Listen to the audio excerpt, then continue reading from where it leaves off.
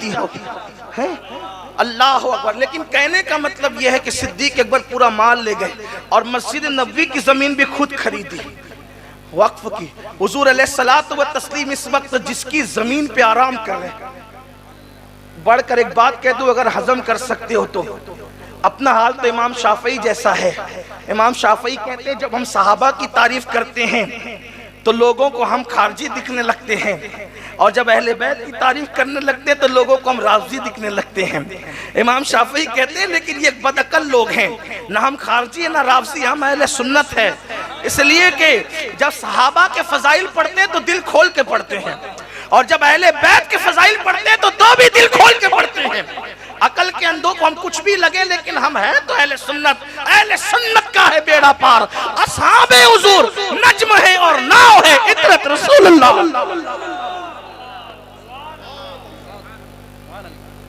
अगर बर्दाश्त कर सकते हो तो ये फजीलत सुन ले।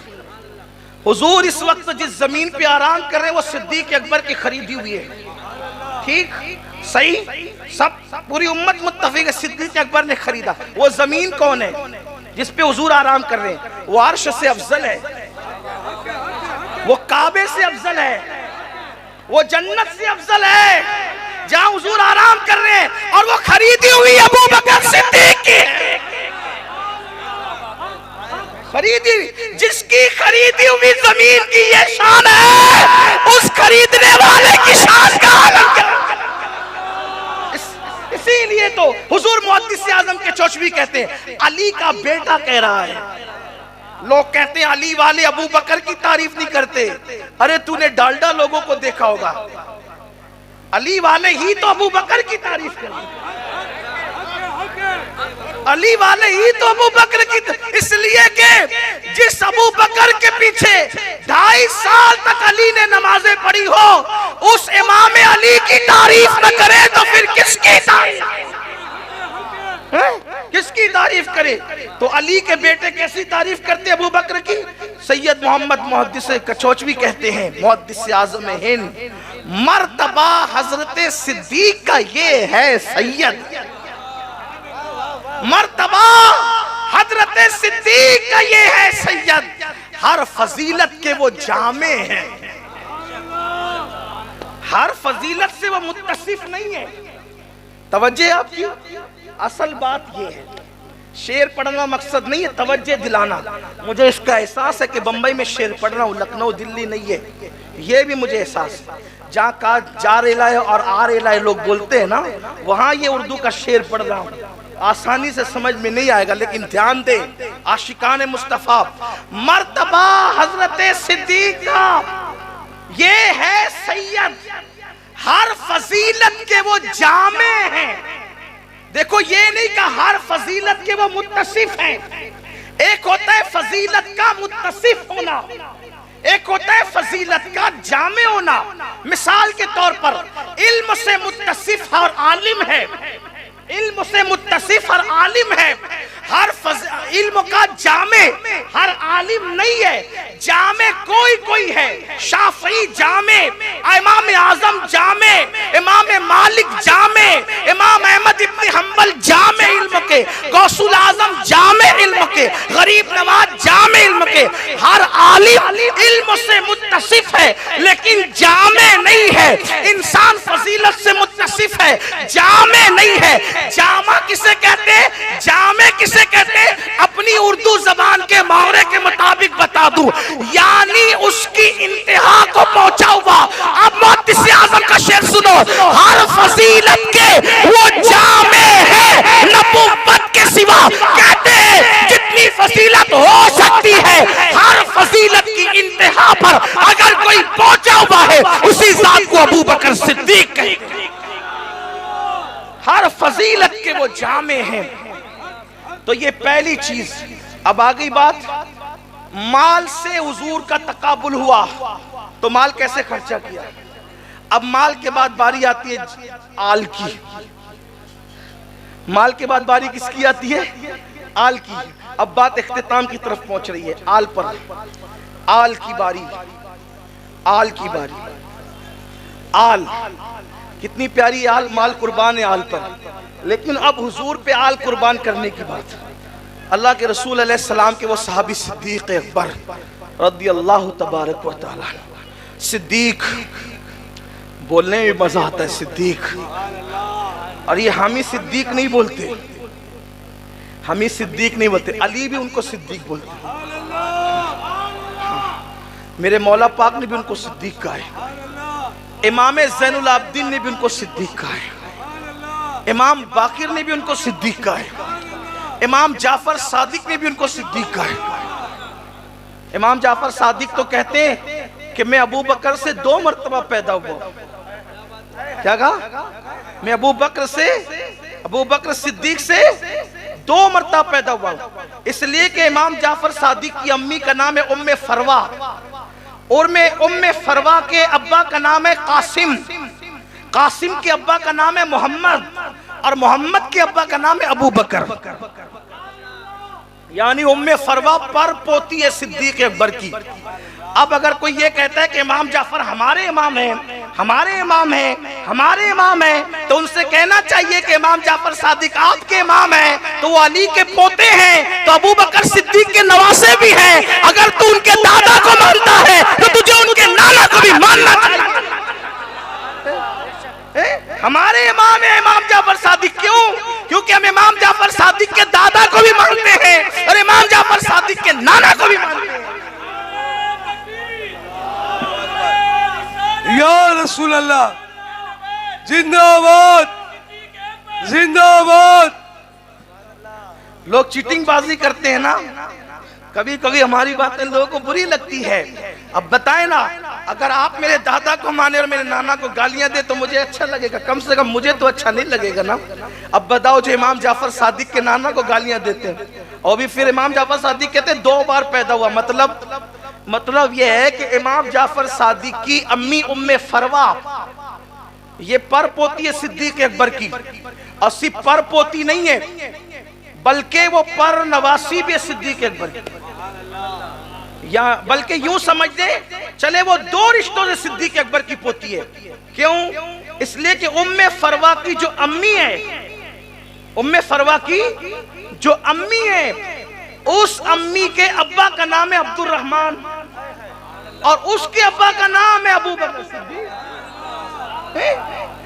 पता चला कि 2 रिश्ते से उम्मे फरवा सिद्दीक अकबर की पोती है। नवासी भी कह सकते हैं, चूंकि बीच में उनकी पोती की बेटी है तो नवासी भी हुई, लेकिन अल्लाह अकबर 2 रिश्तों से पोती है। और वही पोती उम्मे फरवा इमाम मोहम्मद बाकिर की बीवी है, और वो इमाम बाकिर की बीवी इमाम जाफर सादिक की अम्मी। अब ये जो सारे इमाम आए हैं वो औलाद किसके हो रहे हैं? एक तरफ से नसब के एतबार से ददियाली रिश्ते से अली की औलाद है, तो नलियाली रिश्ते से अबू बकर सिद्दीक की औलाद है।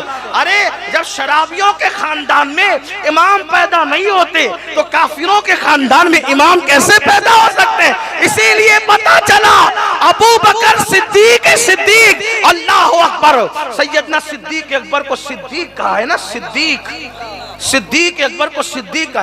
एक शख्स एक मसला पूछने के लिए आया इमाम जाफर सादिक से। ये इमाम जाफर सादिक कौन है पता है?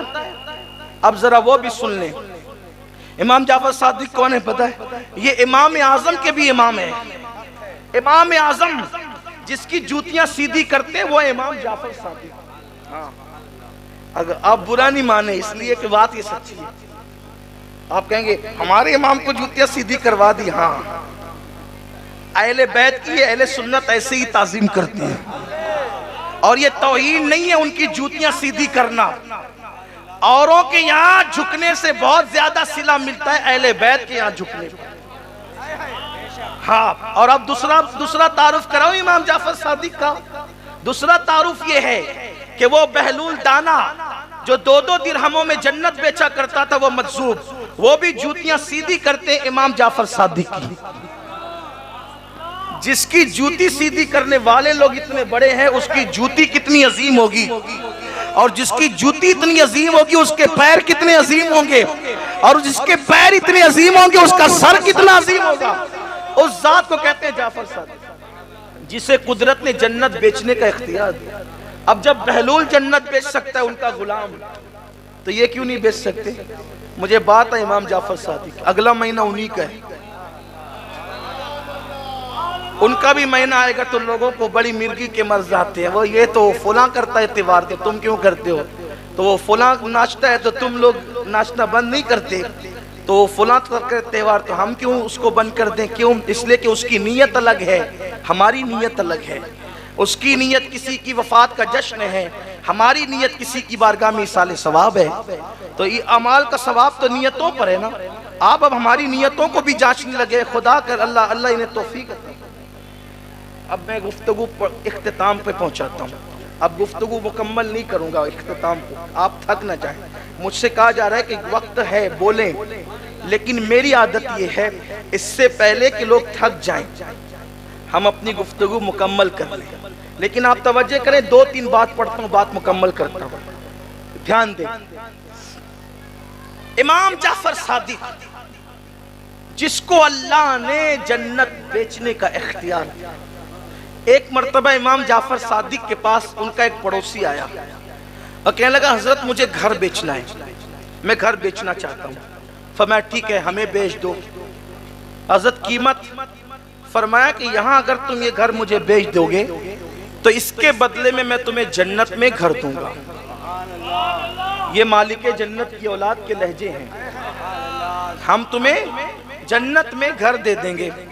कहा हजरत, लेकिन उस दौर के लोग भी कितने सच्चे सुच्चे थे, अकीदे के अच्छे थे। उन्होंने कहा हजरत दस्तावेज तो तैयार करनी होगी ना, तो आप हमें लिख के दे दें, घर आपका हम लिख के देते, जन्नत हमारी आप लिख के दें। इमाम जाफर सादिक ने लिख दिया, हमने इससे घर लिया, उसके बदले में जन्नत दी। और हज के अय्याम आए, इमाम जाफर सादिक चले गए हज के लिए। कहाँ गए? हज के लिए। खुदा का करना, वो हज के लिए गए, इधर इसकी तबीयत खराब हो गई। जिसने जन्नत खरीदा था मकान देकर, उसने वसीयत की मेरा इंतकाल हो जाए तो ये चिट्ठी इमाम के हाथ की लिखी मेरे कफन में रख देना, इसलिए कि दस्तावेज है जन्नत की, साथ में ले जाना होगा दिखाने के लिए, तो फिर जन्नत मिलेगी उसी पर। अब हुआ इंतकाल, घर वालों ने रख दिया कफन में रख दिया। इमाम जाफर सादिक हज करके वापस आए। जब हज करके वापस आए तो उसके जो वारिस थे उनकी नीयत खराब हो गई, वो सब के सब चले आए इमाम के पास, कहने लगे वाह साहब आपने तो हमारा घर ले लिया, हमारे घर पे कब्जा कर लिया।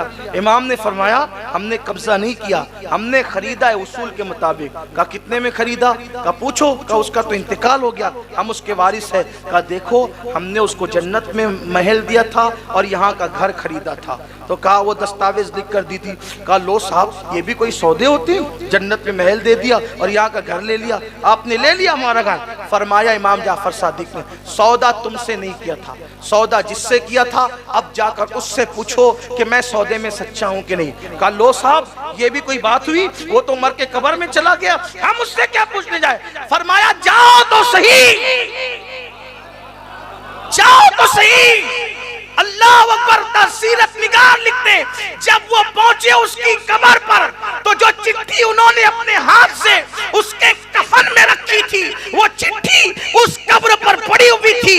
एक तरफ इमाम जाफर सादिक की तहरीर थी और दूसरी तरफ उसकी तहरीर थी कि इमाम ने जो वादा किया था उस वादे के मुताबिक मुझे जन्नत में महल मिल चुका है। ये इमाम जाफर सादिक है, अहले बैत के छठे इमाम। अब उनके पास कोई मसला पूछने आया, कहने लगा कि हजरत ये बताएं कि तलवार में जो चांदी की मूठ लगाई जाती है वो जायज है कि नाजायज? क्या है, जायज है कि नाजायज? अब अगर मुझसे कोई पूछे कि चाइनीज खाना जायज है कि नाजायज, तो मैं कहूंगा जायज है। तो कहेंगे उसकी दलील क्या है? तो मैं कहूँगा कि वो जो फला खान साहब फिल्म दुनिया में काम करते ना, वो भी चाइनीज खाते हैं। कहा वाह जी वाह, बड़ी दलील लाई आपने, आप भी गैर मोतेबर हो गए गैर मोतेबर का हवाला देकर। सही यही ना भाई, जायज बताना है तो उसका हवाला दो, दामन निचोड़ दे तो फरिश्ते वुजू करे, हैं? यही तो है, यही तो है। कहा कि भाई ये डिश खाना जायज है कि ना जायज? वो फला खान साहब का हवाला दिया नाचने वाले का, तो मैं गैर मोतेबर हो गया।